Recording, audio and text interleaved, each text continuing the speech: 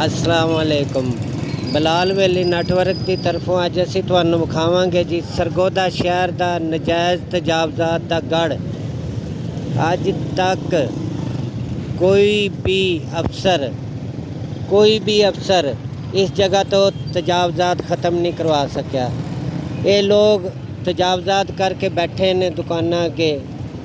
दुकाना 2-2 फुट दियां इन्हां दियां दुकाना ने। असी तुहानू अज तजावजात दिखावांगे कि इन्हों जदों तो पाकिस्तान बनया उस दिन तो लैके अज तक कोई भी इस सरगोदे शहर शरबत चौक अज तक कोई भी तजावजात ख़त्म नहीं करवा सकिया। तो यह देखो तुहाडे सामने 2-2 फुट दियां दुकाना ने इन्हां दियां ते सारियां दुकाना बाहर ने।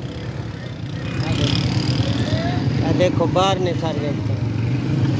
वो सामने देखो ये जी सरगोदे शहर का मशहूर शरबत चौक। ये शरबत चौक है। इत्थे कोई माई का लाल अफसर अज तक नहीं आया जेड़ा कि इस जगह तो इस सामने मोहम्मदी बाजार है कि इस जगह तो कोई भी तजावजात ख़त्म करा सके। रेहड़ियां वाले फट्टियां वाले दुकाना वालियां ने अपने अगे बिठाए ने। इन्हां कोलों हज़ारों रुपया किराया वसूलते हैं। तो रेहड़ी वाले बदमाश ने।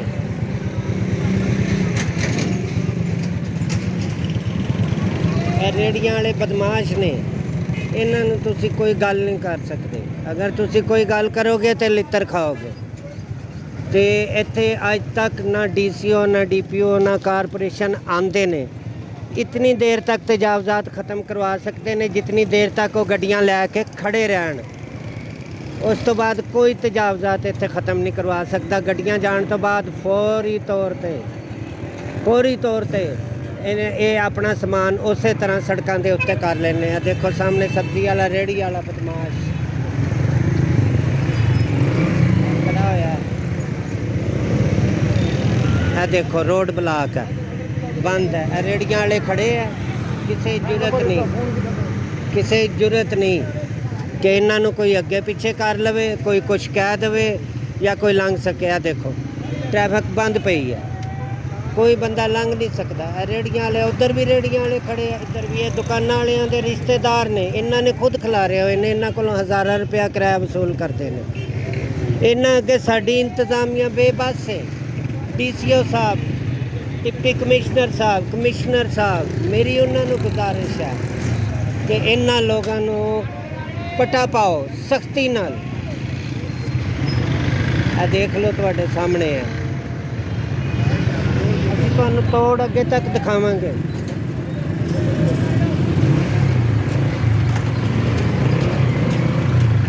देखो दुकान अगे गुंडे बन के बैठे हुए हैं। रेहड़ियां लाइयां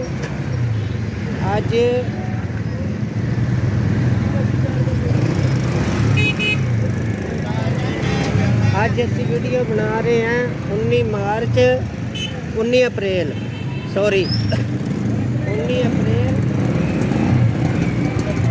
2025। यह देख लो तुहाडे सामने रेहड़ियां वाले उस तरह ही खड़े ने। रेहड़ियां वाले देखो, देखो रेहड़ियां वाले दुकाना अगे बैठे ने सारे। देखो उधर, देखो सारे रेहड़ियां वाले बदमाश ने। इधर देखो गुड़ वालियां दुकाना।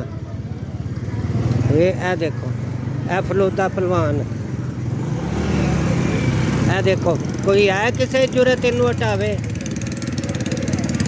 कोई नहीं हटा सकता। ना DCO हटा सकता है, ना कमिश्नर हटा सकता है। DCO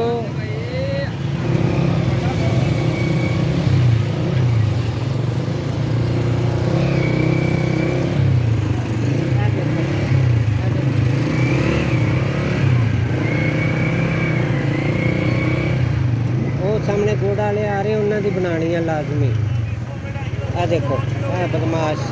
देखो गुड़ वाला 1947 तो गुड़ वाला इतने खलोता है। देखो थले बैठे ने, कब्जा करके बैठे ने थले। देखो इधर देखो सब्जी की दुकान कब्जा करके बैठे हैं। इंतजामिया की जरूरत नहीं। ਇੰਤਜ਼ਾਮੀਆ ਵਾਲੇ ਆਉਂਦੇ ਨੇ 10 ਮਿੰਟ ਵਾਸਤੇ, ਸਿਰਫ 10 ਮਿੰਟ ਵਾਸਤੇ ਤਜਾਵਜ਼ਾਤ 10 ਮਿੰਟ ਵਾਸਤੇ, ਸਿਰਫ 10 ਮਿੰਟ ਵਾਸਤੇ ਬੰਦ ਹੁੰਦੀ ਹੈ। ਆ ਦੇਖੋ, ਲਓ ਜੀ ਅਸੀਂ ਤੁਹਾਨੂੰ ਦਿਖਾਇਆ। ਹੁਣ ਤੁਸੀਂ ਆਪ ਫੈਸਲਾ ਕਰਨਾ ਤੇ ਡਿਪਟੀ ਕਮਿਸ਼ਨਰ ਸਾਹਿਬ ਨੂੰ ਦੱਸੋ ਕਿ ਸਾਡੇ ਹਾਲ ਤੇ ਰਹਿਮ ਕਰੋ, ਇਹਨਾਂ ਜ਼ਾਲਮਾਂ ਕੋਲੋਂ ਸਾਡੀ ਜਾਨ ਛਡਾਓ। ਓਕੇ, ਅੱਲਾ ਹਾਫਿਜ਼।